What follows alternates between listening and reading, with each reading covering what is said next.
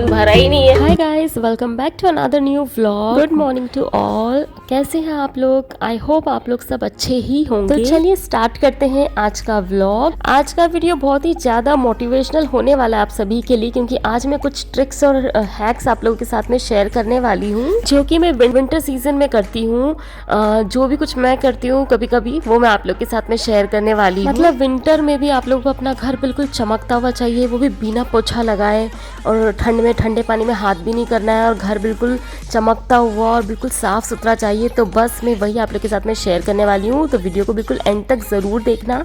तो घर को बिल्कुल साफ़ सुथरा रखने के लिए हमें सुबह उठते से ही तैयारियां करनी पड़ती है। जैसे कि सबसे पहले अगर बिल्कुल साफ़ सुथरा दिखना है घर, तो हमें सबसे पहले अपना बेड लगाना है। बेड को कभी भी ऐसे ही नहीं छोड़ना है। बेडशीट या फिर हमारा कंबल हो गया, ब्लैंकेट वगैरह, वो सब अच्छी तरीके से हमें जमा कर सेट करके रखना है। अगर वो हो जाता है एक बार, तो घर वैसे भी साफ़ ही दिखता है। अगर वो नहीं है तो, अगर घर साफ़ है तो भी गंदा ही दिखता है। तो सबसे पहले मैं वही करूँगी। मेरा वाइट बेडशीट और वाइट पिलो कवर थे, वो मैंने चेंज कर दिए, क्योंकि बच्चों वाले घर में तो वाइट कलर ज़्यादा जल्दी गंदा हो जाता है, इसीलिए मैंने डार्क कलर कर दिया है, ताकि थोड़ा गंदा हो भी तो दिखाई ना दे। और पिलो कवर भी वाइट थे, तो वो सब चेंज करके डार्क कलर कर दिया। और मेरे लिए थोड़ा सा काम भी अगर 10 मिनट्स का भी होगा तो बहुत ही ज़्यादा डिफिकल्ट हो जाता है। जेडन पूरे टाइम साथ में रहता है, वो अगर मैं एक काम कर रही हूँ तो उसे खींच के ले जाएगा, कुछ भी चीज़ को वो करने ही नहीं देता है। आप देख ही रहे होंगे स्टार्टिंग से किस तरीके से वो मेरे हर काम में प्रॉब्लम क्रिएट कर रहा है। तो मैंने बस डार्क कलर की बेडशीट लगा दी है, बेड को सही कर दिया ताकि सारा कुछ साफ सुथरा दिखे। बड़ा बड़ा कुछ भी कचरा अगर हो ज़मीन पे तो उसे उठा लें।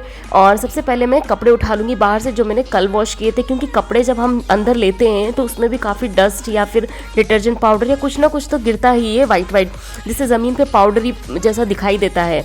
तो हम पहले कपड़ों को अच्छे से फोल्ड करके रख देंगे। अभी मेरे हस्बैंड के रख रही हूँ, पहले हम दोनों के रख दिए थे मैंने। और बेड से भी मैंने झाड़ दिया है कपड़े उठाने के बाद, क्योंकि कुछ ना कुछ बाहर से डस्ट आ ही जाती है। तो कपड़े होने के बाद मैं वैक्यूम करूँगी पूरे घर में, सिर्फ और सिर्फ वैक्यूम। अगर वैक्यूम क्लीनर किसी के पास नहीं भी होगा तो वो झाड़ू भी कर लगा सकते हैं। सबसे पहले तो मैं वैक्यूम क्लीनर को क्लीन कर लूँगी, उसको खोल के उसमें जितना भी कचरा है उसे खाली करूँगी, ताकि वैक्यूम कहीं से भी अगर डस्ट को ठीक से नहीं ले रहा है तो उसका एक रीज़न यही होता है कि पहले से इसमें कचरा भरा पड़ा होता है। तो मैं उसे खाली करूँगी, फिर मैं क्लीन करूँगी घर को। और बाकी सब चीज़ों को अच्छे से, जैसे सोफ़ा हो गया, टेबल वगैरह हो गई, टेबल को तो पोंछ दिया है, सोफ़ा वोफ़ा सब पे से कचरे को हमको गिरा देना है, अच्छे से झटका देना है। उसके बाद में वैक्यूम क्लीनर से क्लीन कर दूँगी। अगर वैक्यूम क्लीनर नहीं भी होगा तो वो लोग झाड़ू लगा सकते हैं, ऐसा नहीं है कि वो झाड़ू नहीं लगा सकते। झाड़ू लगाने के बाद भी और सारा कुछ अपने जगह पर सारे सामान अरेंज करने के बाद, ऑर्गेनाइज करने के बाद घर एकदम साफ़ सुथरा लगता है। तो मैं वैक्यूम क्लीनर से ही सोफ़े पे से जो डस्ट है वो निकलती नहीं है, उसका आगे का जो वो है चेंज हो जाता है, जो सोफ़े पे होता है उसके लिए मैंने चेंज करके सोफ़े पर क्लीन कर दिया है। और हाँ, कभी भी हम क्लीनिंग करते हैं, अगर हमें पोछा नहीं लगाना है तो सोफ़े के पीछे या किसी भी बड़े बड़े सामान या छोटा मोटा कुछ भी सामान रखा है तो हम उसे उठा कर क्लीन कर दे, ताकि पीछे का जो डस्ट है, पीछे का जो डर्ट है वो आगे की तरफ ना आए। क्योंकि हम पोछा तो लगा नहीं रहे, अगर रोज़ पोछा नहीं लगाना है ठंड में, तो ये वाला ट्रिक आपको यूज़ करना है। तो पीछे से हर एक चीज़ को उठा के खसका के उनके पीछे भी हमें सफाई उतनी ही करनी है, ताकि हर जगह की डस्ट, हर जगह की गंदगी निकल जाए। और मुझे पता था कि जेडन फिर से आके मुझे परेशान करेगा, तो उसको शांत करने के लिए मैंने उसकी फेवरेट चीज़ें जो भी खाने के लिए दी, तब जाके वो सोफे पे एक जगह बैठा और टीवी चला दी, ताकि वो दोबारा से ना आए मुझे परेशान करने। और फिर मैं फिर से क्लीनिंग करने लग गई हूँ। और जहाँ पर भी डोरमेट है या कुछ भी, उनको झटका के हमें उस पे से भी डर्ट निकाल के और उसको भी क्लीन करना है। उसके बाद में जितना भी कचरा होगा घर के अंदर, डस्टबिन होंगे, उन सब के कचरों को खाली कर दूंगी और नया बैग लगा दूंगी उसके अंदर। तो सबसे पहला काम यही होना चाहिए आप लोगों की, अपना बेड को अच्छे से बना लो, कंबल वगैरह, बेडशीट वगैरह अच्छे से लगा दो, ताकि वो अच्छे से ऑर्गेनाइज लगे, वो अच्छे से दिखे रूम में। और फिर जाके सारी क्लीनिंग करो जो भी है। अगर पोछा नहीं लगाना है तो झाड़ू लगा लो। और देखो जेडन को देखो, कंटिन्यूस आधे घंटे से जंप किए जा रहा है बेड पे। मतलब मेरा 5 मिनट भी ठीक से रहता नहीं है, मेरा ठीक करने के हाथों हाथ बात सब कुछ खराब हो ही जाता है। और बस जहाँ पर भी नीचे सामान रखा हुआ है उनको हटा के मैं वहाँ से भी क्लीन कर दूँगी। और ये जेडन मुझे तंग कर रहा था यार। और हाँ, बस यही है कि बेडशीट वगैरह, कंबल वगैरह सब अच्छे से रखने के बाद में घर 50 to 60% ऑर्गेनाइज लगता ही है। नीचे चाहे कितनी भी डस्ट हो वो दिखाई नहीं देगी, अगर अपना ऊपर का सब कुछ सेट है, सारा कुछ अरेंज है, सारी चीज़ें, तो वो गंदगी दिखेगी नहीं। अभी मैं किचन का कर रही हूँ, किचन सबसे ज़्यादा गंदा होता है, यहाँ सबसे ज़्यादा सामान गिरता है, जो भी है खाने पीने की चीज़ें या आटा वगैरह जो भी कुछ है यहाँ सबसे ज़्यादा गिरता है। तो अभी मेरा वैक्यूम क्लीनर ऑलरेडी हो चुका है, डन, ये वाला काम मेरा सब हो गया है। अब मैं करूँगी कचरा फेंकने जाऊँगी। कचरा फेंकने के बाद जितने भी मेरे प्लांट्स हैं उन सबको मैं पानी पिला दूँगी, जो कि मैं वीक में एक बार करती हूँ, सबको पानी देना होता है, तो मैं सब में अच्छे से पानी पिला दूँगी। प्लांट्स में मैंने पानी पिला दिया है, बस मेरे कुछ 2 प्लांट ऊपर थे तो मैंने सोचा मैं चढ़ के ही ऊपर पिला दूँ, अगर उतारूँगी तो सारा अरेंजमेंट ख़राब हो जाएगा, तो बस मैंने वहाँ पे भी पिला दिया है पानी। और अब मैं क्या करूँगी, जो भी बॉटल वाला है जो सिर्फ पानी है, जिसमें मिट्टी नहीं है, तो उसमें भी पानी फिल कर दूँगी। बॉटल्स को मैं बाद में वॉश करके उनका पानी बाद में चेंज करूँगी। इस वीक सिर्फ पानी पिलाऊँगी, मतलब आज के दिन। और मेरे बाहर भी कुछ थोड़े बहुत प्लांट्स थे तो वहाँ पे भी मैंने पानी पिला के, एक होल है विंडो के अंदर, 2 विंडो के बीच में गैप, तो वो गैप को मैं फिल करने के लिए वहाँ पे कपड़ा लगाती हूँ ताकि उधर से फ्लाई ना आए। और अब मैं डस्टिंग कर दूँगी, तो डस्टिंग करने के बाद में पूरा घर चमक जाता है। सिर्फ और सिर्फ वैक्यूम और डस्टिंग करने पर ही पूरा घर एकदम साफ़ सुथरा दिखाई देता है।